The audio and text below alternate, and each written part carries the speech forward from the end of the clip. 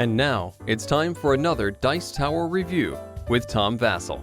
Hey folks, I'm Tom Vasel, and today we're taking a look at a game called City Explorer. I have two copies of it here, City Explorer Kyoto and City Explorer Tainan.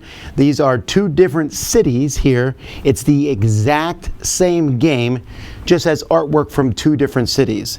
This is a short little game, I mean really short, for 2 to 5 players. Here's how it plays.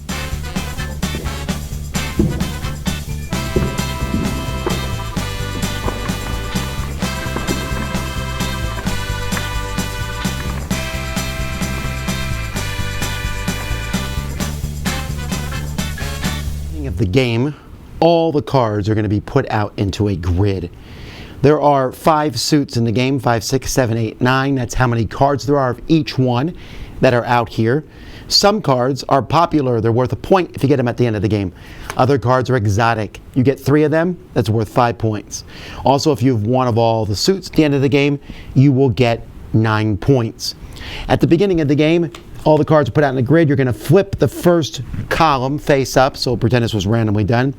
Each player in the game, so let's say it's a 4-player game, will turn a card in a different row face up, so you can see some more cards that are existing. One player is given a starting player card, and the round begins.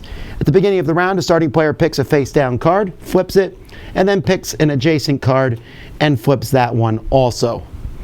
Now, each player has two different actions they can pick: research sites or depart for travel. If you research sites, you secretly look at a card, then you pick a column and you will push it up or down, putting the card that's in the one spot in the other one. So you're just moving it around. That's the one action you can take. Once everyone has taken their one of these 2 actions, then the start player token will pass and you'll do it again. You say, wait a minute, you didn't explain the other action. That's because the other action is depart for travel. When you depart for travel, you basically pick a row. You take that whole row. Now the grid's a little bit smaller, and you're essentially out of the game. Once everyone has departed for travel, you're then going to score. So let's see what kind of score I got. Well, I got 2 exotic cards, but not a third one. I did get 5, 6, 7, 8, 9, no, so I got 9 points, 10, 11, 12, 13. It's a 14-point hand. I'm not too upset about that. Most points wins. If there's a tie, whoever has more thematic points wins. Oh, and by the way, the thematic points are going to be given to the number of cards in each suit. So if I have the most 9s, I get 9 points. If I have the most 7s, I get 7 points. So I got 2 9s and 2 7s. That may or may not get it for me.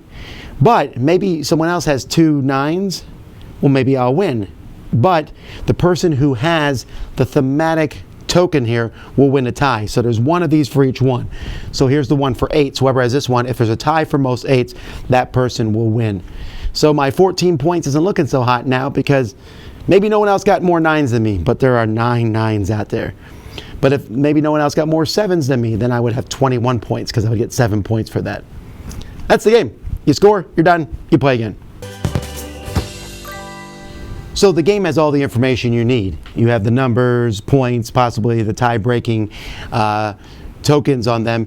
Everything else is there just for theme purposes. I can look at these pictures and see different locations that are in the different cities here.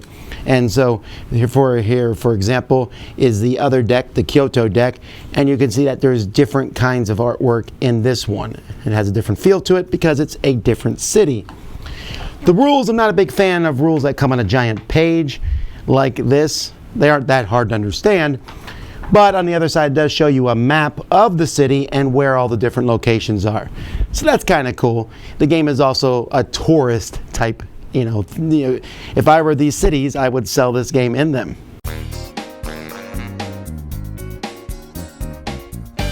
There's some differences between with 2 players. Then you're taking 2 rows, and if there's a tie, you look at your best scoring row.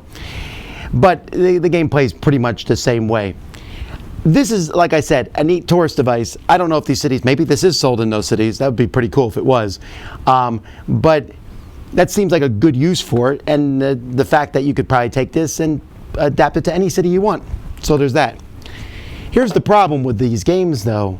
The problem is I don't think there's a whole lot of game there. I won't say there's no game, right? You are turning over some cards each time. You look at a card, move a row, trying to get that row, move a column, trying to get a row to exactly what you want. Of course, someone else will move a row too, then now you're not sure which cards are where. More and more cards get face up, so there's a bit of chicken, then just take a whole row. But it just feels like the game has no substance. At some point, you're just going to take a row. It might be great, it might not be, but I don't feel like I did anything over the course of the game. I've seen games where someone takes a row on the very first turn. They see a couple face-up cards that are two exotics. Maybe they know there's a third exotic card. They think, 5, you know what, I'll go for it.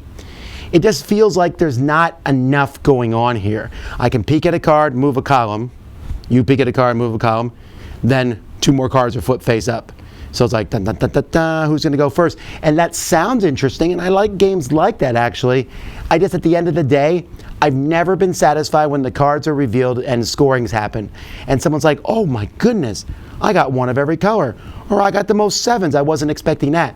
I'll look at the cards, and once I see enough of the same good scoring cards in a row, I'll take that row. But at the end of the day, I don't know if the other rows are better. I can look at them for a while, but if I look at them and someone grabs one, or I look at one and someone moves a column, I don't know. It feels like an interesting idea. It feels like a smaller part of a bigger game.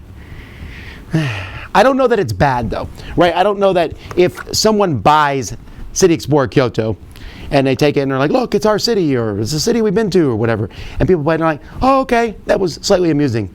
I get that it's slightly amusing. It's just that in the end of the day, I want something that has a little more beef behind it. These are just too light for me. Dice Tower Judgment, too much fluff.